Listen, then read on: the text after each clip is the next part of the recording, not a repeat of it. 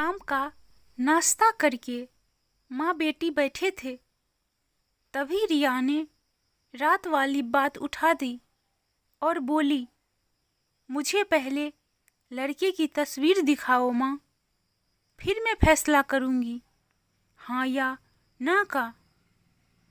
माँ ने रिया की तरफ देखा। अच्छा, हम तुम्हारे लिए क्या कोई अच्छा लड़का नहीं देखेंगे? रिया गुस्से से बोली, माँ बस लड़का देखना है मुझे, उसकी तस्वीर मंगवा ले या लड़के को यहीं बुला ले।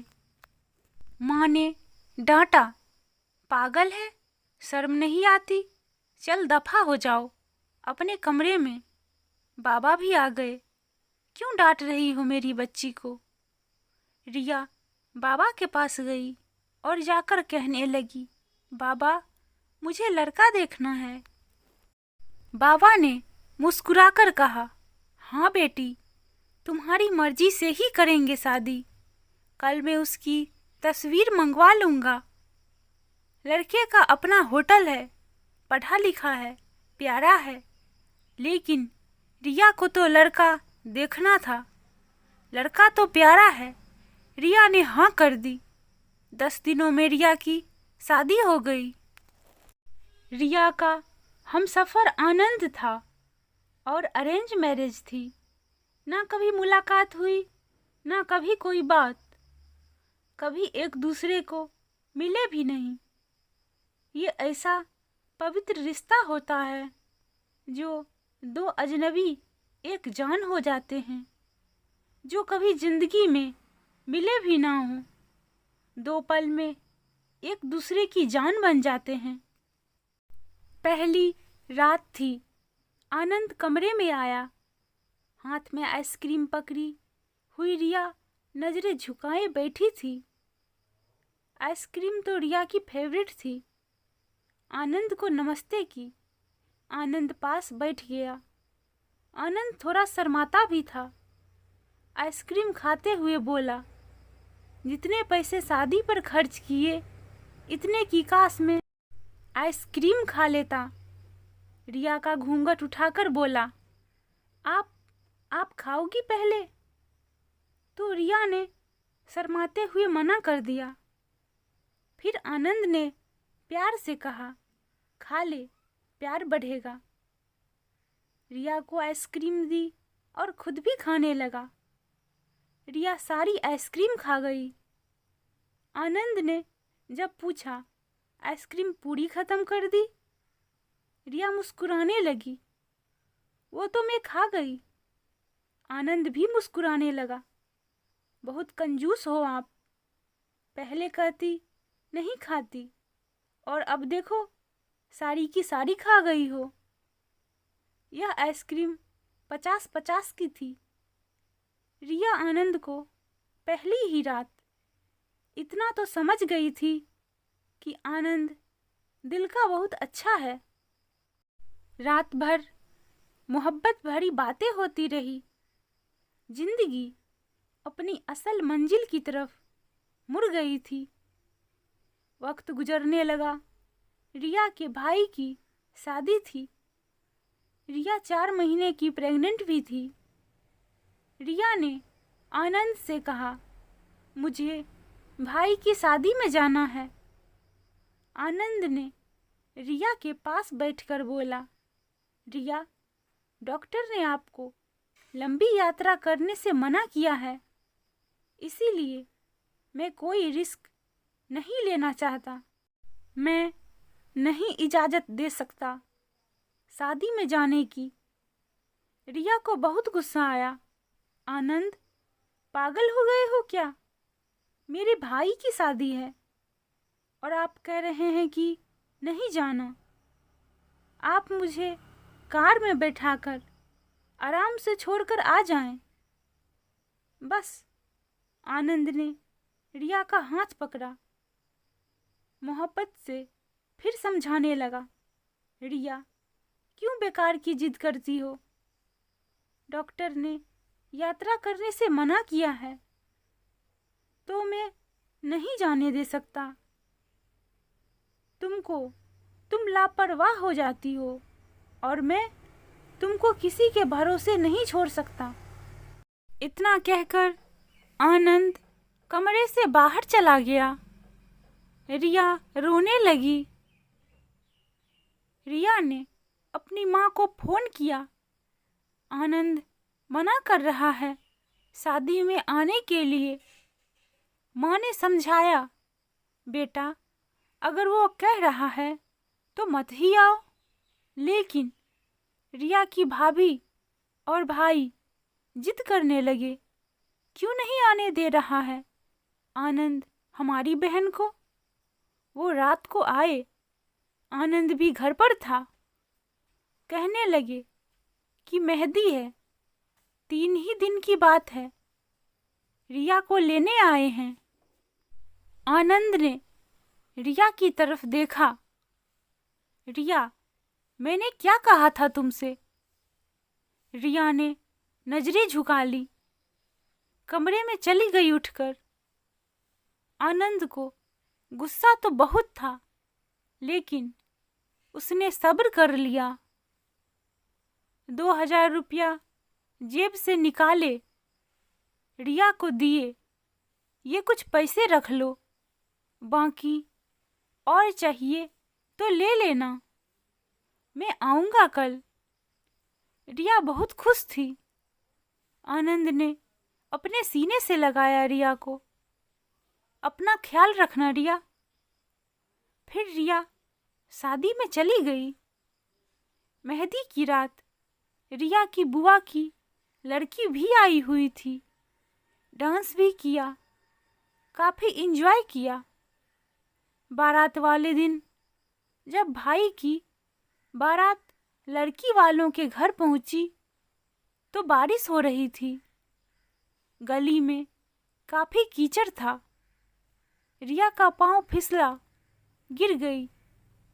गिरते ही उसके पेट में दर्द होने लगा। रिया जोर जोर से रोने लगी। जल्दी से रिया को अस्पताल ले गए। रिया दर्द से चिल्ला रही थी। आनंद को कॉल किया, रिया के बारे में बताया गया। घबरा गया वो, जल्दी से अस्पताल पहुंचा। डॉक्टर रिया को इमरजेंसी वार्ड में ले गए थे। आनंद बहुत परेशान था। दिल की धड़कनें बेकाबू थी। जुबान पर ईश्वर का जाप था। बाकी सब लोग शादी की खुशियों में मग्न थे, लेकिन यहाँ आनंद परेशान खड़ा था। कुछ देर बाद डॉक्टर कमरे से बाहर आए। उन्होंने सॉरी कहते हुए बताया, आपका बच्चा मर चुका है।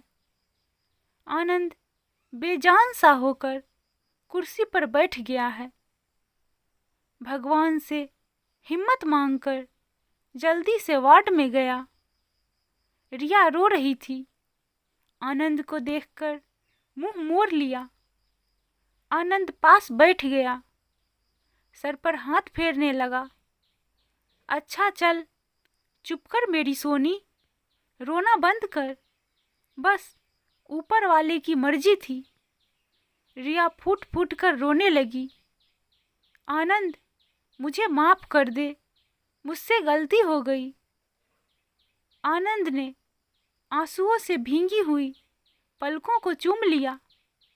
अरे बस बस मेरी जान, रोते नहीं हैं, बस ऊपर वाले की मर्जी थी, चुप हो जाओ। रिया खुद को गुनहगार समझ रही थी, अपने बच्चे और आनंद का। आनंद समझने लगा। रिया का सर अपनी गोद में रख लिया। चुप हो जा मेरी सोनी, सोनी रो मत, अब देख मैं तेरे पास हूँ। रिया को लेकर घर चला गया। शादी खत्म हुई। सब घर आ गए रिया का हालचाल पूछने। रिया खुद पर इल्जाम दे रही थी, मुझे रोका था आनंद ने माँ, लेकिन मैं जिद करती रही, शादी में जाना है। अगर मैंने इनकी बात मान ली होती तो आज शायद मैं अपना बच्चा ना खोती। आनंद समझ रहा था रिया दिल ही दिल खुद को कसूरवार ठहरा रही है। इसीलिए आनंद प्यार से समझाता रहा रिया को, अरे पागल, खुद को परेशान ना कर। ऊपर वाले की मर्जी थी। अगर ऊपर वाले ने चाहा तो हमें फिर से औलाद जरूर देगा। रिया आनंद की आंखों में देख रही थी। आनंद, आप इतने अच्छे हैं, मुझे डांटा नहीं है, आपने कुछ कहा नहीं। आनंद ने लंबी सांस ली, मुस्कुराकर बोला, जब तुमने मेरी बात मानी ही नहीं थी तो रिया अब कुछ कहने का क्या फायदा। रिया समझ रही थी आनंद का खामोश गुस्सा। 1 साल बाद फिर ऊपर वाले ने उनको बेटा दे दिया। सब बहुत खुश थे। आनंद बाहों में उठाकर झूमने लगा। अपने बेटे को रिया बेड पर लेटी आनंद की आंखों में बेटे की मोहब्बत में निकलते आंसू देख रही थी। जिंदगी में अच्छे दिन आते हैं, लेकिन अक्लमंद वही होता है जो खुद को हालात में ढाल लेता है। आनंद के 2 भाई जो आनंद से अमीर थे, उन दोनों भाइयों का अपना अच्छा खासा बिजनेस था, लेकिन आनंद का छोटा सा होटल था जिससे बस गुजारा हो रहा था। रिया ने जिद की, आनंद, बच्चे को गर्मी लगती है, इसीलिए यह बहुत रोता है, मुझे कमरे में एसी लगवा कर दे। आनंद ने सिर पर हाथ रखा, अरे रिया, पागल हो गई हो क्या? मेरे पास नहीं है इतने पैसे एसी के लिए। रिया ने जिद की, मुझे एसी चाहिए। बस कमरे में आनंद अपने बेटे को सीने पर लेटाकर खेल रहा था। उसके साथ रिया बस एसी लगवाने की जिद किए बैठी थी। आनंद ने रिया का हाथ पकड़ा, अपने करीब किया। रिया, पता नहीं क्यों इतनी जिद्दी हो तुम, लगवा दूंगा एसी। ये लो, सो गया मेरा राजकुमार, इसको लेटा दो। 2 साल बाद ऊपर वाले ने एक बेटी भी दी। वो दोनों बहुत खुश थे। हर अच्छी बुरी ख्वाहिश पूरी करता था आनंद, लेकिन फिर भी छोटी छोटी बातों पर उनमें झगड़ा रहता ही था। बेटा 4 साल का हो गया था, बेटी छोटी थी। आनंद का होटल का काम अच्छा नहीं चल रहा था। आनंद कुछ परेशान था। घर आया तो देखा बेटे ने उसका लैपटॉप तोड़ दिया था। रिया मोबाइल पर लगी हुई थी। आनंद ने देखा लैपटॉप टूटा पड़ा हुआ है। आनंद चिल्लाकर बोला, रिया, ये क्या है? रिया ने देखा, ये आपके लाडले ने तोड़ा है। आनंद गुस्से में पहले ही था। रिया को गाली देकर बोला, तुम्हारा दिमाग काम नहीं करता? इसमें मेरा सारा डेटा था। तुम पागल हो क्या? जाओ खाना लेकर आओ, उठ जाओ। रिया गुस्से में बोली, आनंद, मैं नौकरानी नहीं हूँ, सारा दिन बच्चों को संभालूं और फिर तुम मुझे गाली दो। सारा दिन इतना काम करो और कदर इतनी सी है, गाली दे रहे हो। रिया खाना लेकर आई। बैगन बने हुए थे। आनंद ने बैगन देखे, चिल्लाकर बोला, तुम्हारा दिमाग खराब है? तुमको कितनी बार समझाया है मैंने, मैं बैगन नहीं खाता। आनंद ने खाना उठाकर फेंक दिया और उठकर बाहर चला गया। इतने में बेटे ने कांच का गिलास तोड़ दिया, जो हाथ पर लग गया। काफी खून बहने लगा था हाथ से। रिया ने बेटे को एक दो थप्पड़ लगा दिए।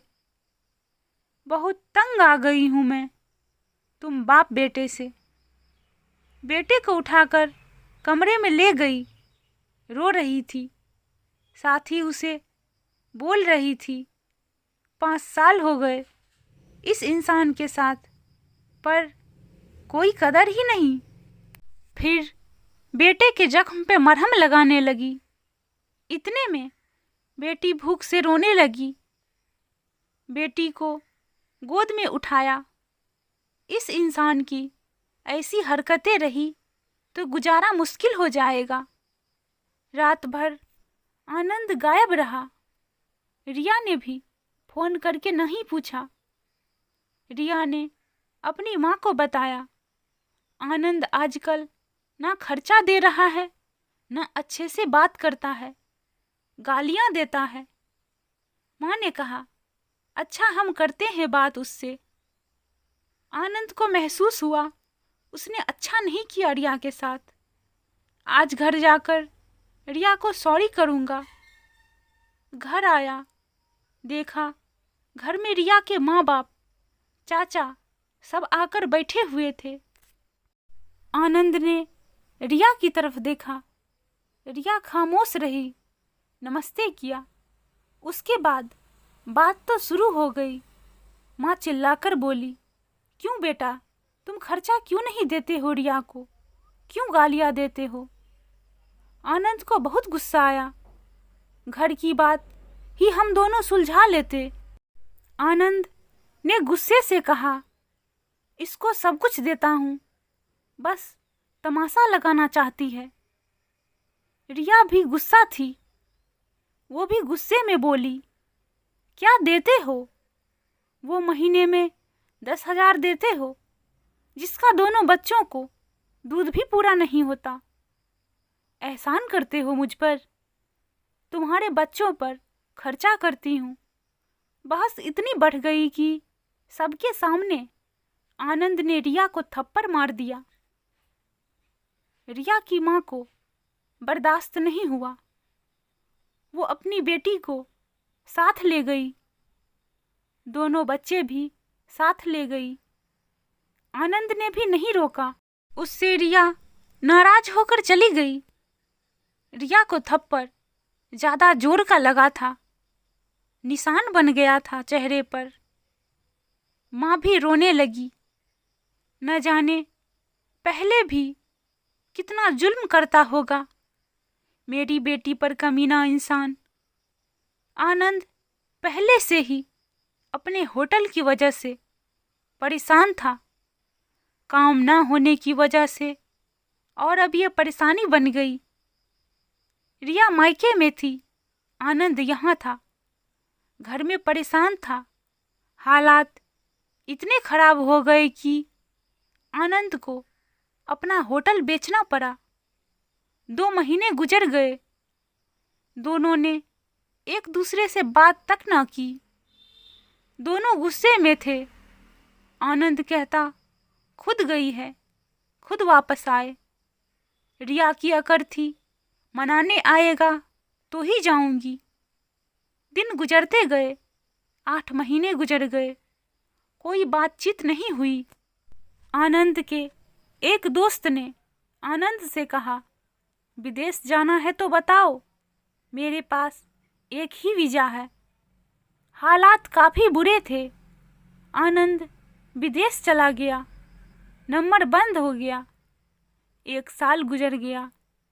दोनों ने कोई बात न की एक दूसरे के साथ।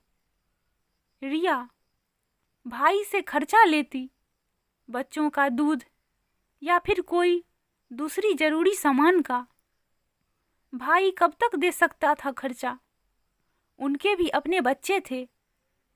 कभी रिया के बच्चे कोई नुकसान कर देते, कोई चीज तोड़ देते, तो रिया की भाभी हजारों बातें करती, ताने देती थी।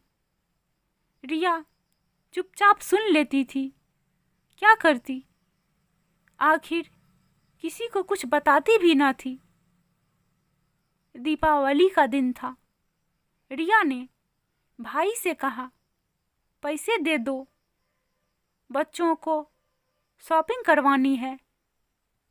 भाभी पास से बोली, बहन साफ सी बात है, हमारे पास फालतू के पैसे नहीं हैं।